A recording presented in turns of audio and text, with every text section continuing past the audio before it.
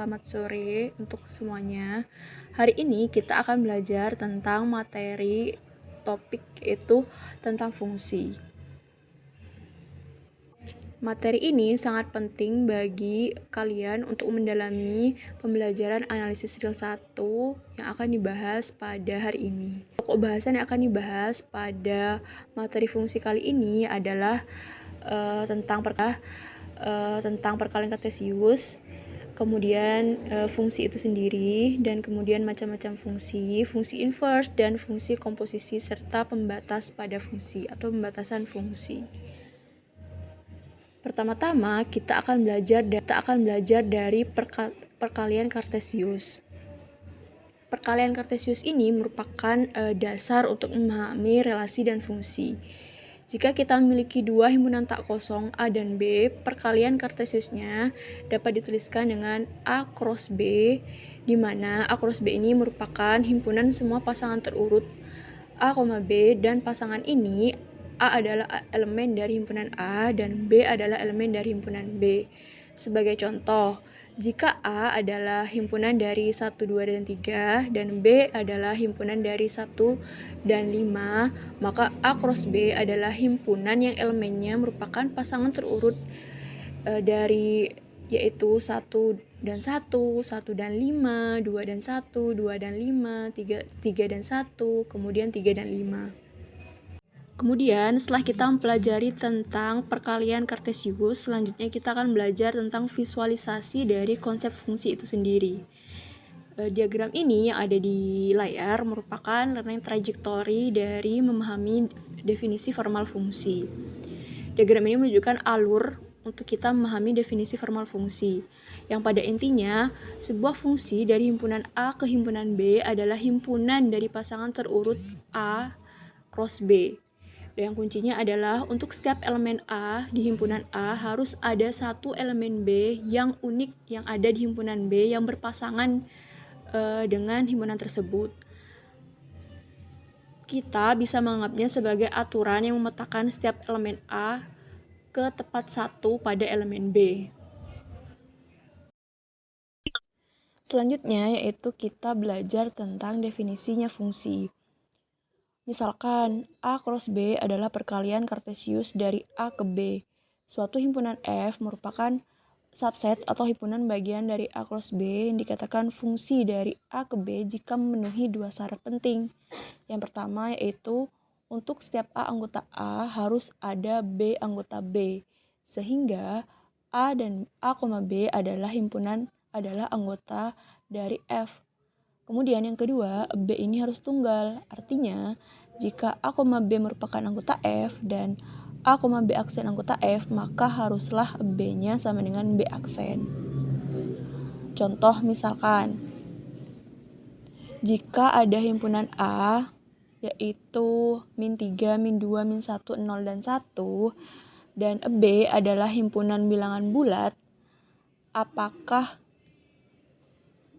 kemudian F ini definisikan dengan himpunan dari min 3,2, min 2,4, min 2,1, min 1,4, 0,5 sama 1,1, apakah F ini merupakan fungsi dari A ke B? Jawabannya bukan. Mengapa? Karena elemen min 2 dari himpunan A berpasangan dengan dua elemen yang berbeda di himpunan B, yaitu 4 dan 1. Dan ini melanggar syarat ketunggalan, yaitu syarat yang kedua, sehingga himpunan pasangan ini bukan merupakan fungsi. Selanjutnya, kita akan belajar tentang macam-macam fungsi. Fungsi dapat diklasifikasikan menjadi beberapa jenis, seperti yang sudah tertera di video, di mana terdapat 3 macam fungsi. Yang pertama yaitu fungsi injektif atau satu-satu.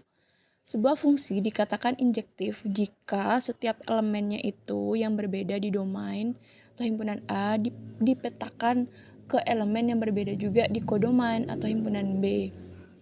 Dengan kata lain, jika X1 dan X2 berbeda, maka fungsi mereka yaitu fx1 dan fx2 juga akan berbeda atau harus berbeda. Contoh, di slide ini membuktikan bahwa fungsi fx sama dengan 2x per x min 1 adalah injektif. nanti kita akan buktikan mengapa fx sama dengan 2x per x min 1 ini merupakan injektif. Kemudian ada yang kedua macam fungsi yaitu surjektif atau onto. Sebuah fungsi surjektif jika setiap elemen di kodomain atau himpunan B-nya dipetakan oleh setidaknya satu elemen dari domain atau himpunan A. Artinya jangkauan atau range-nya dari fungsi tersebut sama dengan seluruh kodomainnya. Kemudian yang ketiga yaitu fungsi bijektif. Sebuah fungsi dikatakan bijektif jika fungsi tersebut merupakan fungsi injektif dan juga fungsi surjektif. Jadi memenuhi kedua syarat fungsi yaitu injektif dan surjektif. Contoh, sekarang kita akan membuktikan bahwa fungsi yang tadi sudah dijelaskan yaitu fx sama dengan 2x x min 1 merupakan fungsi injektif. Dengan x-nya adalah anggota bilangan real dan x-nya tidak boleh sama dengan 1, maka kalau cara membuktikannya yaitu ambil sembarang x1 dan x2 di anggota A sehingga fx1-nya itu sama dengan fx2. Kemudian perhatikan apakah fx1 sama dengan fx2-nya itu sama. Jika kita substitusikan x1 yang merupakan anggota himpunan A ke dalam fungsinya, maka akan menjadi 2x1 per x1 min 1. Kemudian jika kita substitusikan lagi x2 ke dalam fungsi fx-nya, maka akan menjadi 2x2 per x2 min 1. Di mana setelah kita operasikan akan menjadi 2x1 dikali x2 min 1 sama dengan 2x2 dikali x1 min 1. Sehingga dapat disimpulkan bahwasanya x1 itu sama dengan x2. Jadi fungsi tersebut dapat dikatakan fungsi injektif. Selanjutnya kita akan membahas tentang fungsi komposisi. Fungsi komposisi ini adalah cara menggabungkan dua fungsi. Jika kita memiliki fungsi yaitu f dari A ke B dan fungsi g dari B ke C, kita bisa membuat fungsi baru yang disebut juga dengan fungsi komposisi, yang dapat ditulis dengan simbol G komposisi F. Itu kayak bundaran, itu merupakan simbol dari komposisi. Fungsi baru ini mengambil elemen dari A dan memetakannya langsung ke C. Didefinisikan dengan formula yaitu G komposisi F, G bundaran F, X sama dengan G fx. Sebagai contoh, misalkan ada fungsi fx yaitu 2x dan fungsi gx yaitu 3x kuadrat min 1. Maka kita bisa menemukan fungsi komposisinya yaitu g komposisi f atau gfx yang berarti kita substitusikan fx ke dalam gx. Sehingga kita mendapatkan 3 dikali 2x kuadrat min 1 yang ketika dioperasikan akan menjadi 12x kuadrat min 1. Kemudian perhatikan bahwa urutannya itu sangat penting. Jadi G bundaran F itu tidak sama dengan F bundaran G. Jadi mari kita coba F bundaran G. F bundaran G atau F komposisi G itu berbeda. Coba kita substitusikan Gx ke dalam Fx. Jadi, sehingga akan menghasilkan 3 dikali 3x kuadrat min 1. Yang kemudian jika disederhanakan atau dioperasikan akan menjadi 6x kuadrat min 2. Sehingga G bundaran F atau G komposisi F akan berbeda dengan F komposisi G.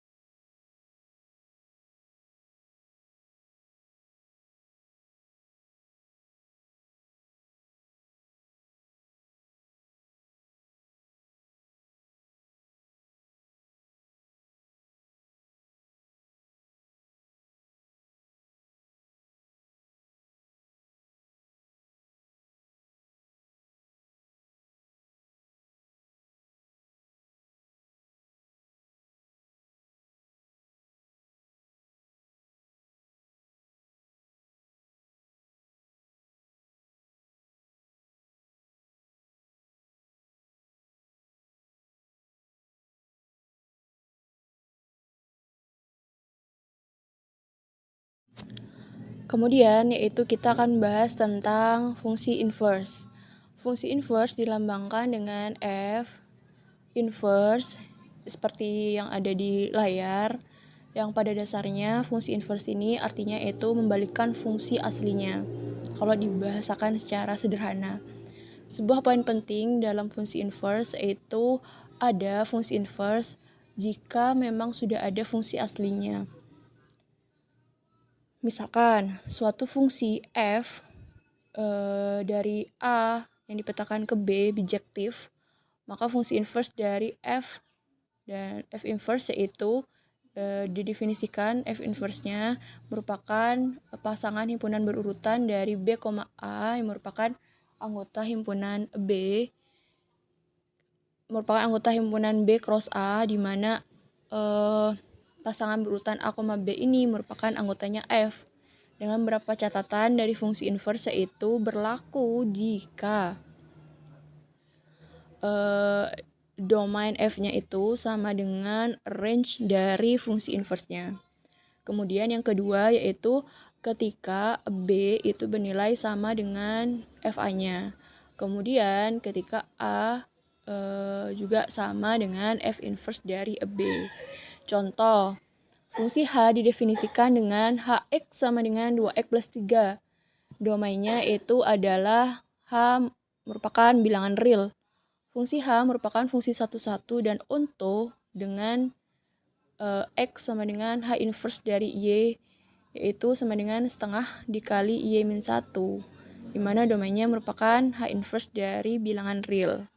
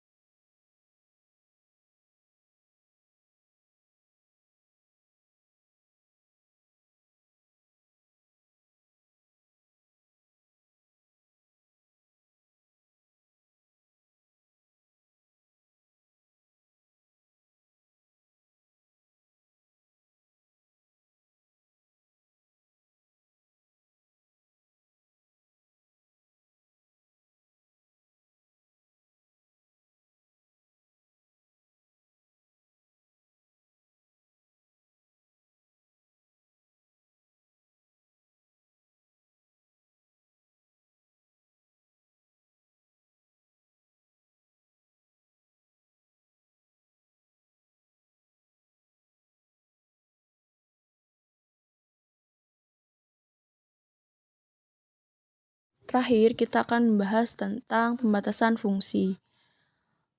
Jika kita punya fungsi f dari himpunan A ke B, kita bisa mendefinisikan fungsi baru yang disebut pembatasan fungsi dengan membatasi domainnya menjadi himpunan bagian yang lebih kecil dari A. Sebut saja misalkan A1. Seperti yang ada di layar, misalkan diberikan fungsi f dari A ke B serta A1 merupakan proper subset dari A, maka pembatasan fungsi f pada A1 ditulis f terus dibatasi oleh A1, didefinisikan sebagai fungsi f1 yang dipetakan dari A1 ke B dengan f1x sama dengan fx untuk setiap x merupakan anggota dari A1. Contoh, misalkan di situ ada fx sama dengan x kuadrat. Tidak injektif pada himpunan semua bilangan real karena misalnya 2 dan min 2, keduanya dipetakan ke 4. Karena kan fx-nya sama dengan x kuadrat. Jadi kalau misalkan x-nya 2 atau min 2, maka akan dipetakan ke 4. Namun jika membatasi domainnya hanya pada bilangan non-negatif, maka dituliskan A1-nya merupakan himpunan dari X, di mana X-nya merupakan lebih dari sama dengan 0. Maka fungsi yang dibatasi ini menjadi injektif dan oleh karena itu memiliki fungsi inverse. Di sini juga ada soal latihan yang bisa kalian coba untuk selesaikan. Kemudian bisa dikumpulkan melalui link Google Drive yang ada pada modul ajar. Sekian dari saya penjelasan hari ini. Terima kasih apabila ada salah-salah kata, mohon maaf. Wassalamualaikum warahmatullahi wabarakatuh.